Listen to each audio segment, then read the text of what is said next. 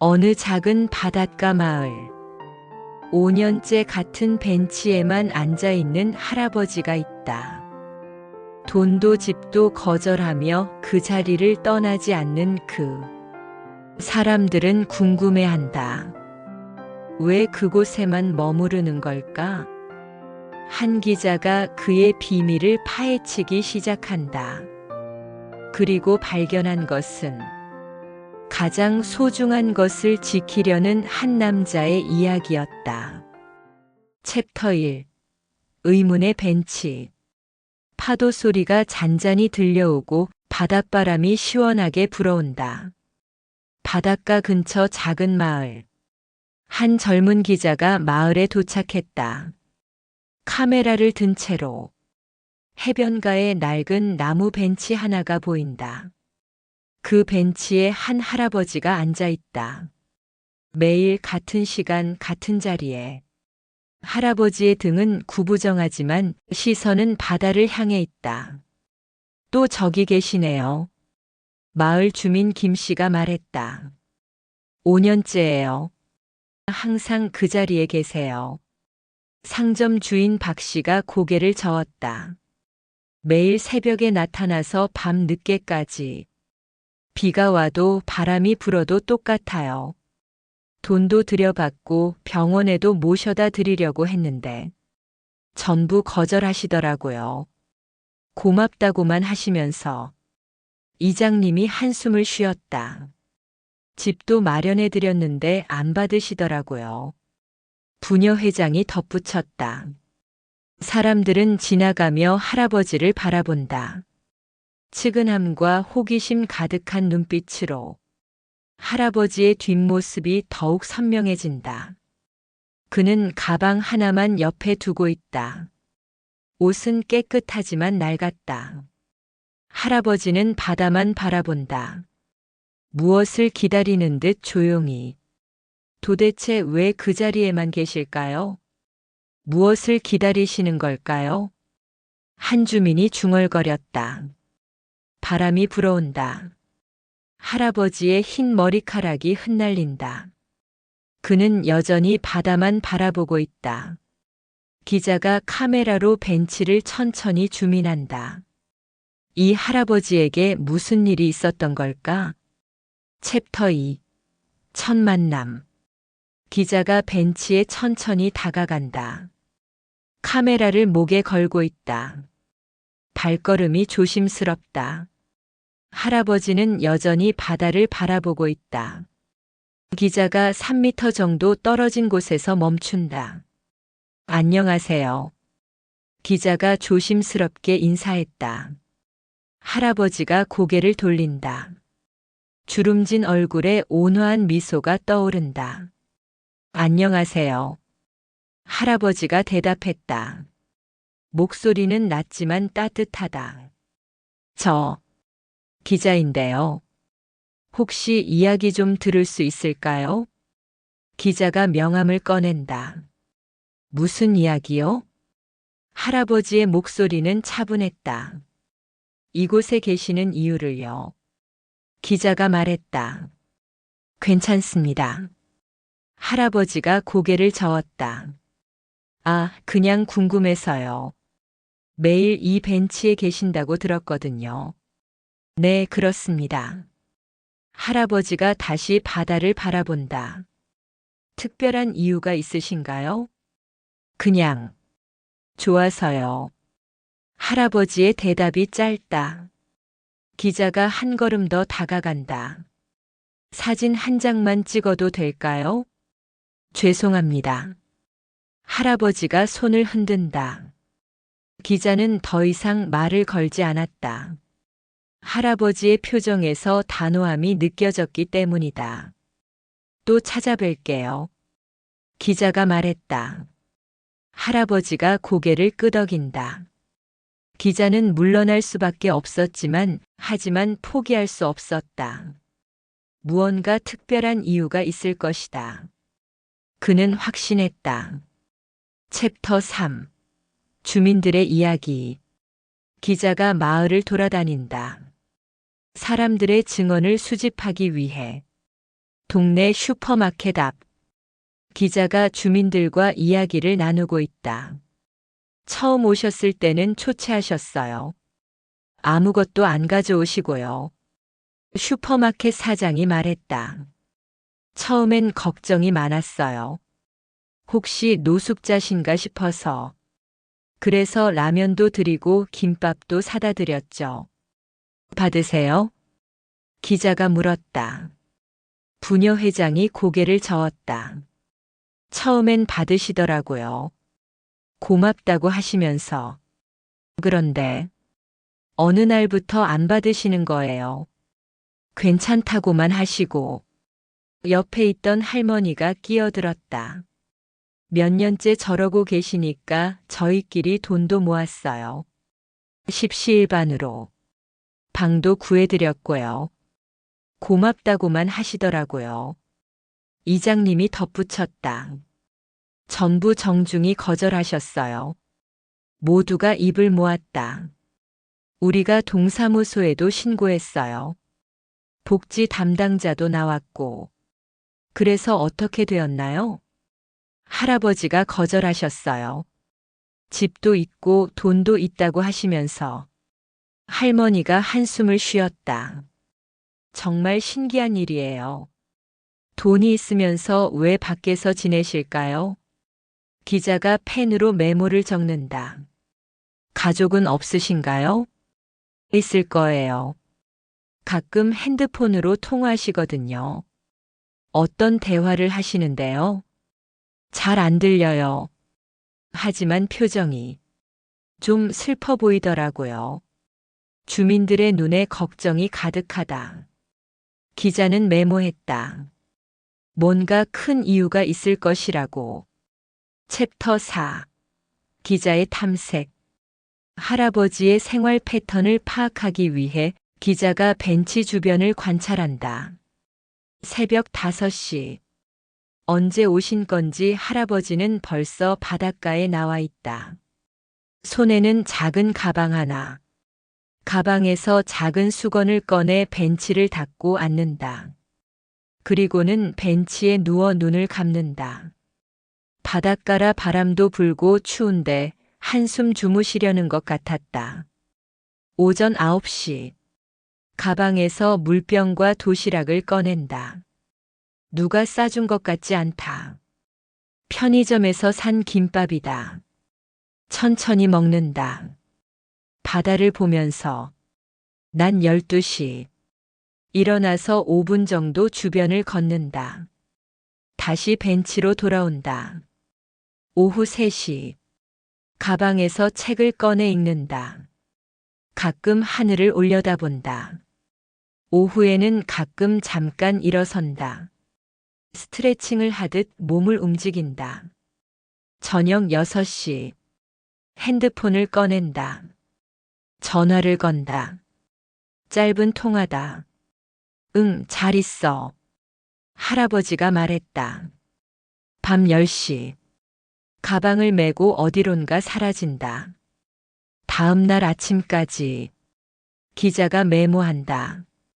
매일 비슷한 시간에 비슷한 패턴. 할아버지는 무엇을 기다리고 있는 걸까? 벤치 옆에는 작은 돌들이 쌓여 있다. 누가 쌓은 건지 궁금했다. 할아버지가 쌓은 것일까? 아니면 누군가 다른 사람이? 기자는 더 가까이 다가가고 싶었다. 하지만 할아버지가 경계하는 것 같았다.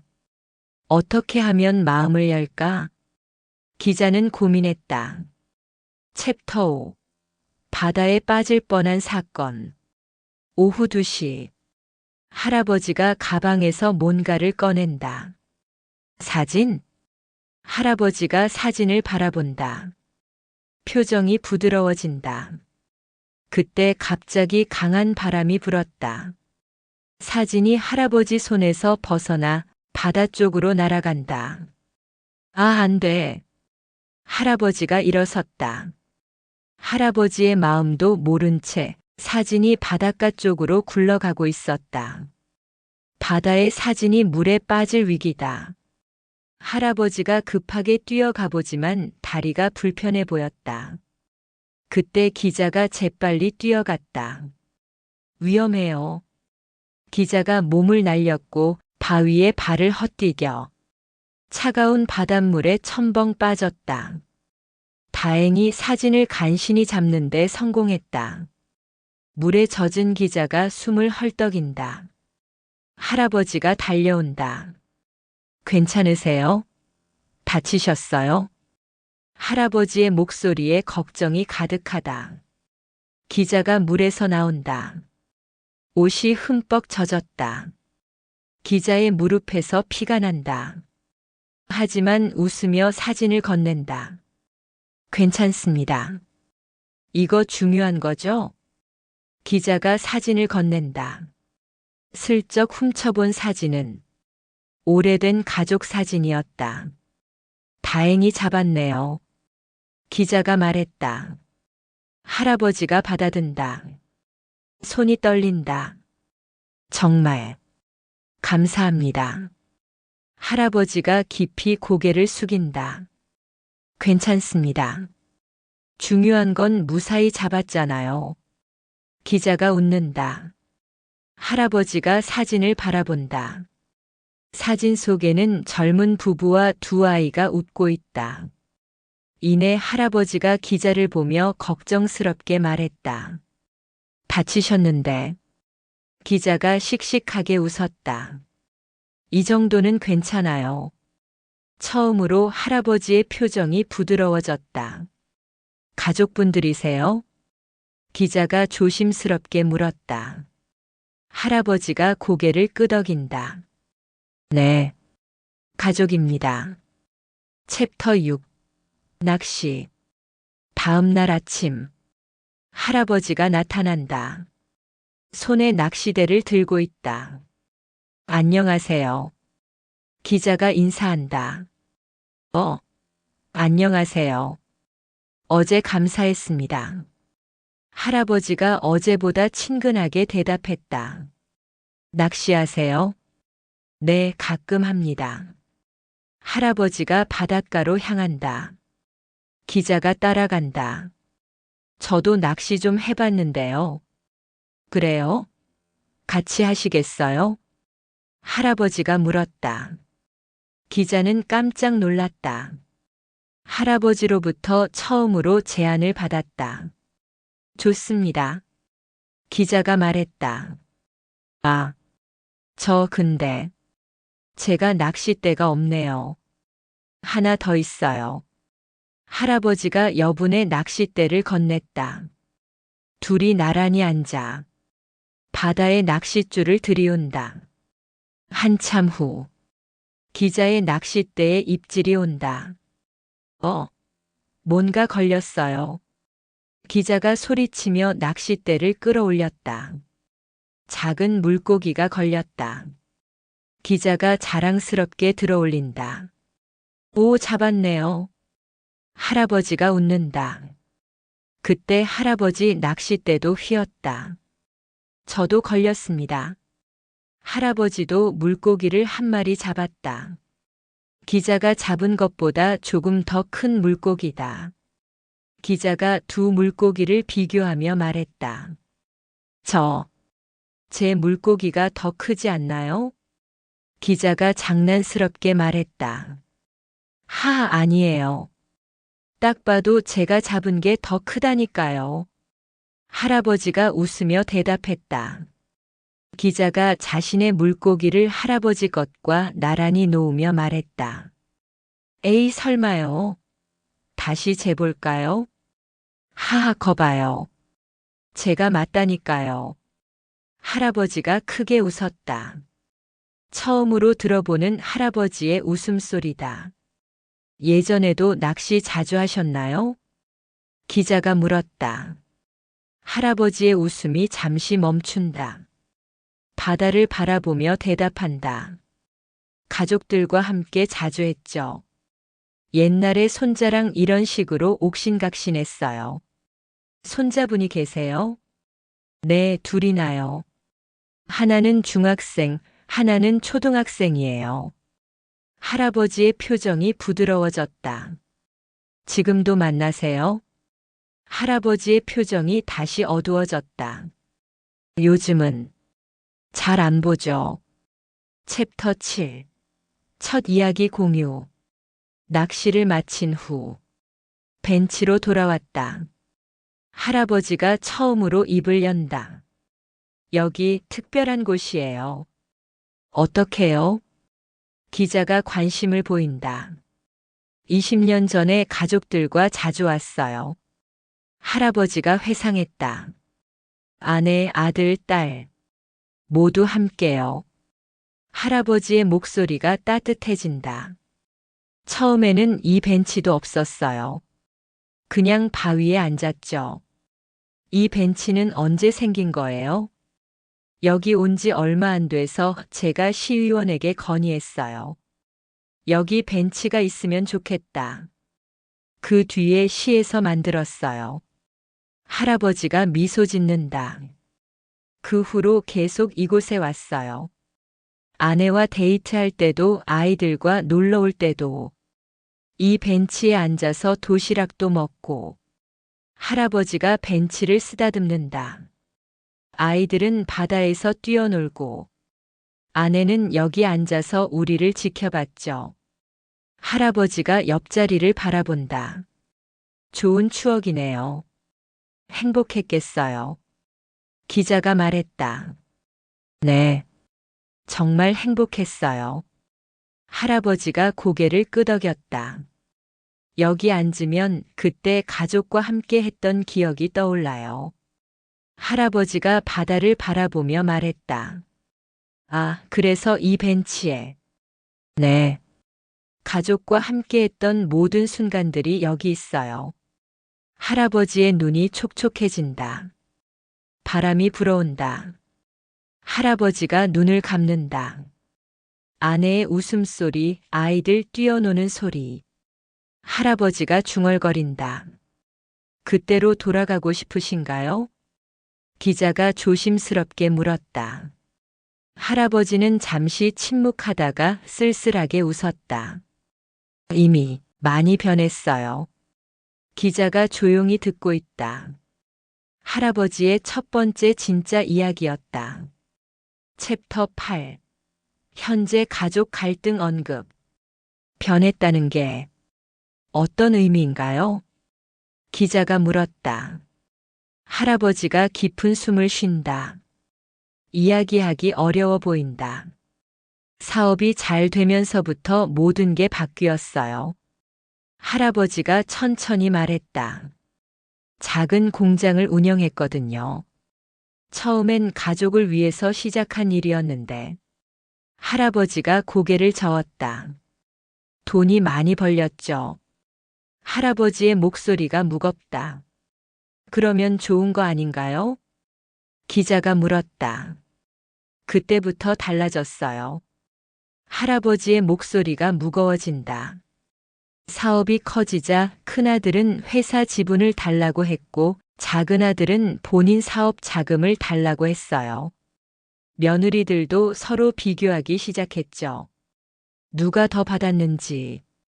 아내마저 재산 관리에만 신경 쓰고 누구에게 더 줘야 할지 고민하더군요.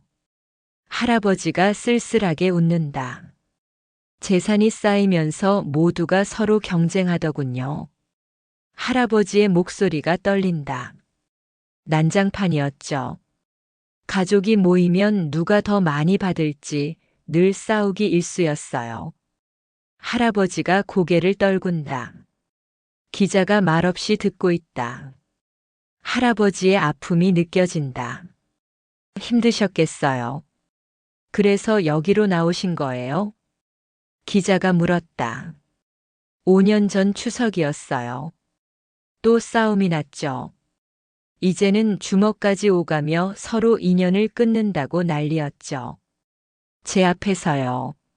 할아버지가 주먹을 쥐었다. 그쯤 되자 저는 그냥 조용한 곳에서 생각하고 싶었어요. 그날 이곳에 오신 거군요. 기자가 이해한다는 듯 말했다. 네. 그리고 깨달았죠. 가장 행복했던 때는 돈이 없을 때였다는 걸. 여기서만큼은 예전 그 행복이 있으니까요.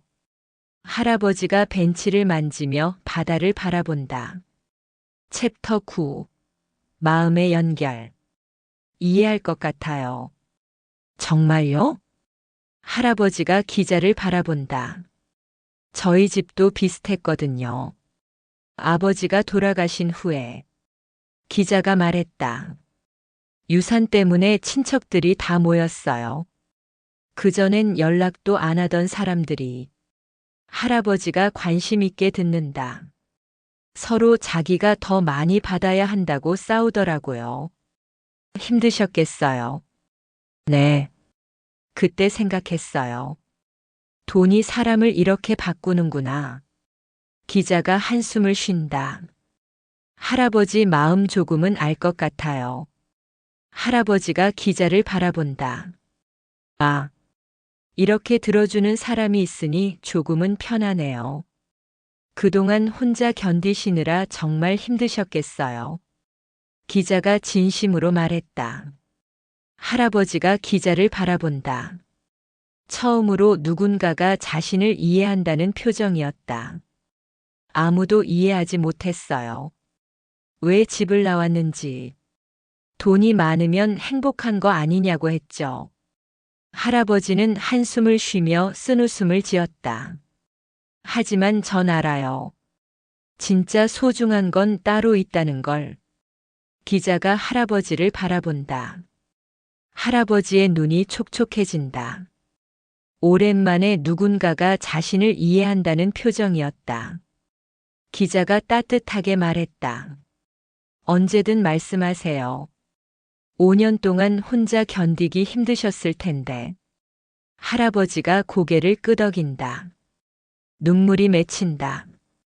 그래도 이곳에서만큼은 5년이라는 시간이 길지만 여기 있으면 평안해요. 행복했던 우리가 있어요. 할아버지가 벤치를 쓰다듬으며 미소를 지었다.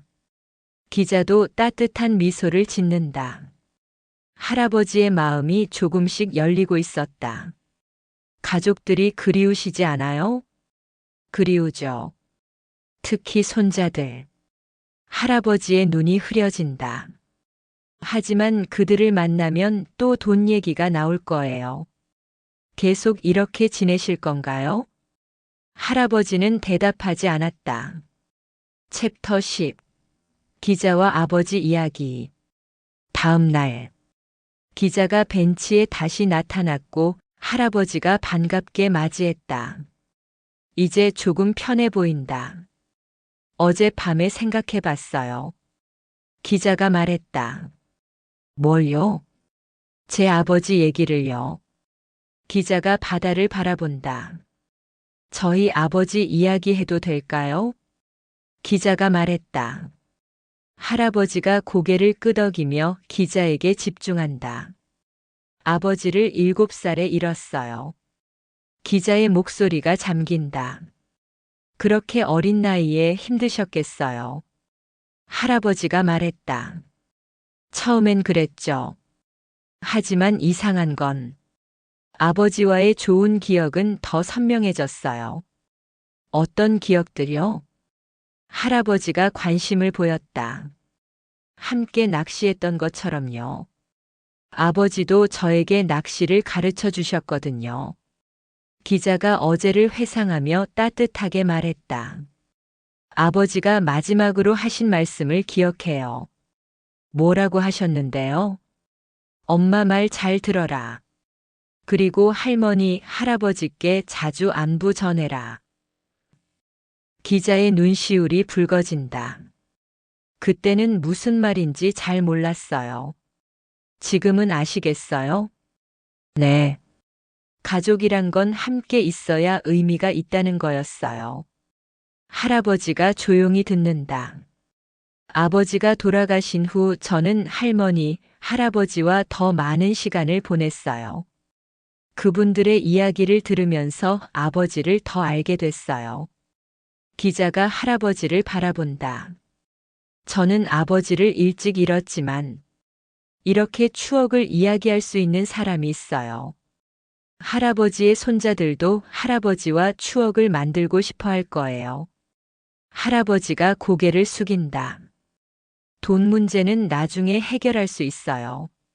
하지만 시간은 되돌릴 수 없잖아요. 할아버지가 긴 침묵에 빠진다. 한참을 깊이 생각하던 할아버지는 가슴 깊이 무언가를 깨닫는 듯 했다. 그래, 나도 아직 가족에게 해줄 수 있는 게 있겠구나. 할아버지가 중얼거린다. 당신 가족들도 분명 할아버지를 그리워할 거예요. 기자가 말했다. 할아버지의 눈이 흔들린다. 5년 동안 생각하지 못했던 것. 가족들도 자신을 찾고 있을지도 모른다는 것을 간과했다. 챕터 11. 가족에게 돌아가기로 결심. 다음 날 아침 할아버지가 벤치에서 가방을 정리하고 일어난다. 평소와 다른 모습에 기자가 놀라 달려갔다. 어디 가세요? 기자가 물었다. 집에 가려고요. 할아버지가 미소 짓는다. 기자의 눈이 커진다. 할아버지가 드디어 마음을 정한 것 같다. 정말요? 기자가 기뻐하며 물었다. 네. 오랜만에 집으로 돌아가야겠어요. 할아버지가 결심에 찬 목소리로 말했다. 가족들이 얼마나 좋아할까요? 기자가 웃는다. 어젯밤에 생각해 봤어요. 당신 말이 맞아요. 할아버지가 바다를 마지막으로 바라본다. 5년 동안 여기서 많은 걸 생각했어요. 이제 답을 찾은 것 같아요. 어떤 답이요? 가족이 싸우는 건 서로 사랑하기 때문이라는 것이요. 사랑이 없다면 신경도 안 쓸 테니까요. 할아버지가 웃는다. 그럼 이제 가족들과 대화해 보실 거예요? 네. 하지만 조건이 있어요. 어떤 조건이요? 돈 얘기는 일단 접어두고 예전처럼 가족으로만 지내자고 할 거예요. 그리고 손자들과 여기 와서 낚시도 하고 싶고요. 좋은 생각이에요. 오랜만에 집으로 돌아가야겠어요. 그때처럼. 함께. 할아버지가 가족 사진을 꺼낸다. 오래전 행복했던 그 사진. 그때처럼. 함께 할 수 있을까요? 할아버지가 물었다. 물론이죠. 당신이 먼저 마음을 여니까요. 기자가 고개를 끄덕인다. 할아버지가 벤치에서 일어나 한 번 더 벤치를 바라본다. 5년간 함께한 그곳을. 고마워요. 할아버지가 기자에게 말했다. 정말 감사했어요. 당신 덕분에 용기가 생겼어요. 저야말로 좋은 이야기 들려주셔서 더 감사해요. 할아버지 덕분에 좋은 걸 배웠거든요. 기자가 미소를 짓는다. 할아버지가 기자와 악수한다. 가끔 여기 올 거예요. 가족들과 함께. 꼭 그러세요. 할아버지가 천천히 벤치에서 멀어진다. 집으로 향하는 발걸음은 5년 전보다 훨씬 가벼울 것이다. 기자는 할아버지가 안 보일 때까지 뒤에서 그의 뒷모습을 지켜보았다. 챕터 12. 엔딩. 기자가 혼자 벤치에 앉아 있다. 할아버지가 떠난 그 자리에 바다는 여전히 눈부시게 아름답고 바람이 시원하게 불었다. 바다를 바라보며 메모를 정리한다. 5년 동안 같은 자리에 앉아 있던 한 할아버지의 이야기. 기자가 적는다. 그는 도망친 것이 아니었다. 답을 찾고 있었던 것이다. 바람이 불어온다. 때로는 멈춰서야 보이는 것들이 있다. 가장 소중한 것이 무엇인지, 진짜 행복이 무엇인지. 기자가 벤치를 바라본다. 기자가 카메라를 꺼내어 벤치를 찍는다. 이곳은. 기자가 중얼거린다. 과거의 행복과 현재를 이어주는 곳. 누구에게나 소중한 장소가 있다. 그곳에서 우리는 진짜 자신을 만난다. 그리고 다시 일어설 힘을 얻는다. 기자가 일어선다. 벤치가 홀로 남는다. 하지만 더 이상 외롭지 않다. 누군가의 행복이 그곳에서 시작되었으니까. 누군가의 용기가 그곳에서 태어났으니까. 가장 행복했던 순간과 지금을 이어주는 곳, 이 벤치에서 배운 삶의 의미. 기자가 마지막 문장을 적는다. 이 벤치에서 배운 삶의 의미. 진정한 행복은 함께하는 것에 있다. 어떤 자리는 떠나야 의미를 찾고 어떤 자리는 돌아가야 의미를 찾는다. 바다가 황금빛으로 물들었다. 바닷바람이 벤치를 스친다. 새로운 이야기를 기다리며 할아버지는 5년 만에 집으로 돌아갔다. 진짜 소중한 게 무엇인지 알기 때문에, 사랑하는 방법을 다시 배웠기 때문에 이번엔 분명 다를 것이다.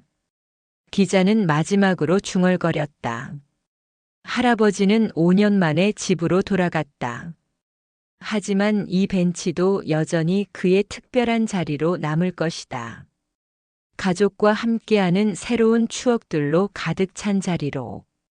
파도 소리가 잔잔히 들려온다. 벤치가 석양에 물든다. 벤치는 여전히 그곳에 있다. 다음 이야기를 기다리며. 본편 끝. 지금부터는 7개의 외전 이야기가 시작됩니다. 외전 1. 할아버지의 과거. 사업 성공 전 이야기. 30년 전 젊은 아버지였던 할아버지의 이야기다. 그때 그의 이름은 박성호였다. 작은 공장을 막 시작했을 때였다. 여보, 오늘도 늦었네요. 아내 순자가 말했다. 미안해. 주문이 갑자기 들어와서. 성우가 피곤한 표정으로 대답했다. 아빠. 5살 큰아들 민수가 달려온다. 아빠, 오늘 바다 가기로 했잖아요. 성우가 시계를 본다. 이미 저녁 8시다. 민수야, 아빠가 너무 늦었네. 내일 가자. 또요? 지난주에도 그러셨잖아요. 민수의 눈에 실망이 가득하다. 성우의 마음이 아팠다. 정말 미안해. 이번 주말엔 꼭 가자. 정말요? 정말이야. 그 주말 성우는 약속을 지켰다. 가족 모두 그 벤치가 있는 바닷가로 갔다. 와, 바다다. 민수가 소리쳤다. 조심해. 순자가 뒤따라간다. 성우는 갓 태어난 둘째 아들 준수를 안고 있었다. 여기 정말 좋네요. 순자가 말했다. 우리 아버지가 데려와 주신 곳이야. 성우가 대답했다. 아버지요? 어렸을 때 낚시 배우러 여기 왔었어. 성우가 바다를 바라본다. 그때 아버지가 말씀하셨어. 성우야, 진짜 행복은 가족과 함께하는 거다. 순자가 성우의 손을 잡는다. 지금처럼요? 지금처럼. 성우가 웃는다. 민수가 조개 껍데기를 들고 온다. 아빠, 이거 예쁘죠? 그렇네. 엄마한테 선물해드려. 엄마, 선물이에요. 순자가 조개 껍데기를 받는다. 고마워, 민수야. 그날 오후 성우는 생각했다. 아, 이게 진짜 행복이구나. 외전이. 손자 민호의 이야기. 할아버지를 그리워하는 아이. 할아버지가 어디론가 떠난 지 3년째 되던 해. 초등학교 3학년 민호의 이야기다. 민호야, 숙제했어? 엄마 지영이 물었다. 네. 민호가 시무룩하게 대답한다. 왜 그래? 무슨 일 있어? 할아버지 보고 싶어요. 민호가 말했다. 지영의 표정이 어두워진다. 할아버지는 지금 좀 바쁘셔. 3년째 바쁘세요? 민호가 반박한다. 민호야. 친구들은 다 할아버지랑 놀러 다녀요. 민호의 눈에 눈물이 맺힌다. 재훈이는 할아버지랑 낚시도 하고 수연이는 할아버지랑 영화도 봐요. 지영이 할 말을 찾지 못한다. 우리 할아버지는 왜 안 와요? 그건 어른들 사정이 있어서. 무슨 사정이에요? 민호가 계속 묻는다. 지영이 한숨을 쉰다. 할아버지께서 조용한 곳에서 지내고 싶어 하셔. 왜요? 생각할 게 많으셔서. 그럼 저도 조용히 할게요. 할아버지한테 가면 안 돼요? 민호의 순수한 질문이다. 지영이 눈물을 참는다. 민호야, 할아버지께서 언젠가는 돌아오실 거야. 정말요? 정말이야. 그날 밤 민호는 일기를 썼다. 할아버지께. 저는 민호예요. 할아버지가 보고 싶어요. 할아버지랑 바다에서 낚시하고 싶어요. 빨리 돌아와 주세요. 외전 3. 기자의 뒷이야기. 왜 이 취재를 시작했는가? 기자 이현우의 이야기다. 할아버지를 처음 만나기 전 이야기. 현우는 지역 신문사에서 일하는 말단 기자였다. 현우야, 좋은 기사 있어? 편집장이 물었다. 요즘 특별한 게 없어서요. 그럼 인간 극장 같은 거라도 찾아봐. 네. 현우가 고개를 끄덕인다. 그날 오후 현우는 취재를 위해 바닷가를 걸었다. 우연히 벤치에 앉은 할아버지를 봤다. 이상하네. 혼자 계시네. 현우가 생각했다. 슈퍼에서 물어봤다. 저 할아버지 누구세요? 아, 벤치 할아버지요? 몇 년째 저기 계셔요. 몇 년째요? 네, 신기하죠? 현우의 기자 본능이 발동했다. 이거 기사감이네. 하지만 처음엔 단순한 호기심이었다. 그런데 할아버지와 이야기를 나누면서 달라졌다.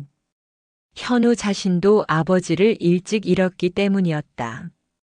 아버지가 살아계셨다면 저 할아버지처럼 되셨을까? 현우가 생각했다. 그래서 더 깊이 알고 싶었다. 단순한 기사가 아니라 한 사람의 인생 이야기로. 사람들이 이 이야기를 들으면 뭔가 느낄 거야. 현우의 마음이 움직였다.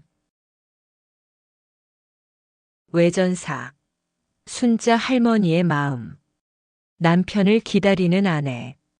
할아버지의 아내 순자의 이야기다. 남편이 집을 나간 지 4년째 되던 해. 어머니, 아버지한테 연락해 보세요. 큰며느리가 말했다. 그래도 추석인데. 순자가 고개를 저었다. 아버지가 집에 오실 때가 되면 오시겠지. 하지만 아버님 성격 아시잖아요. 한번 결심하면 끝까지. 순자가 한숨을 쉰다. 혼자 있을 때면 남편 생각이 많이 났다. 그 사람 밖에서 잘 지내고 있을까? 남편이 어디서 지내는지 알고 있었다. 수소문 끝에 찾아가서 멀리서 지켜봤기 때문이다. 왜 저렇게 혼자 있으려고 할까? 순자는 이해가 안 됐다. 집에 와서 얘기하면 될 텐데. 하지만 남편의 마음도 알았다.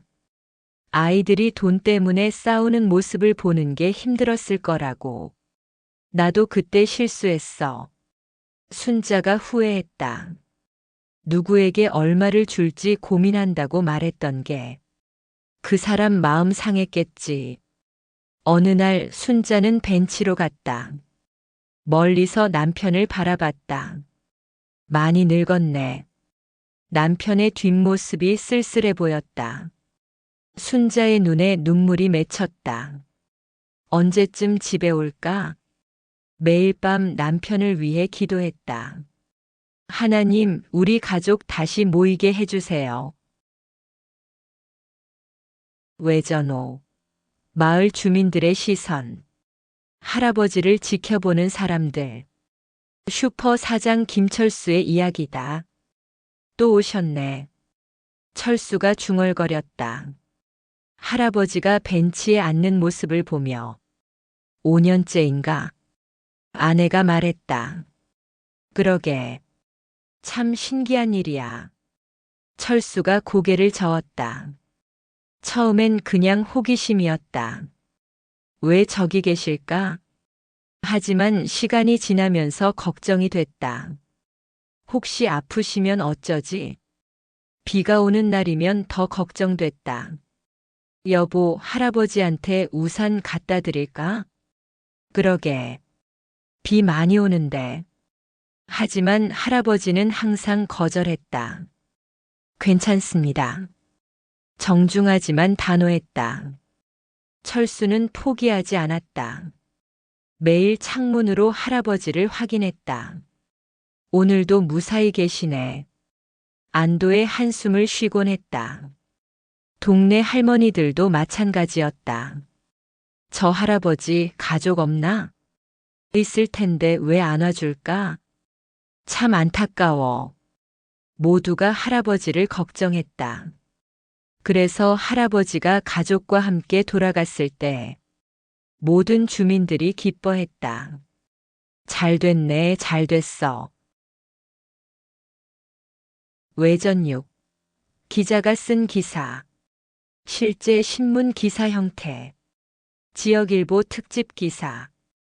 5년간 한자리만 지킨 할아버지의 특별한 이유. 바닷가 벤치에서 찾은 진정한 행복의 의미. 지난 5년간 우리 지역 바닷가 벤치에서만 생활하던 73세 박성호 할아버지가 최근 가족의 품으로 돌아갔다. 박 할아버지는 2019년부터 매일 같은 시간에 벤치에 나타나 하루를 보내는 특이한 생활을 해왔다.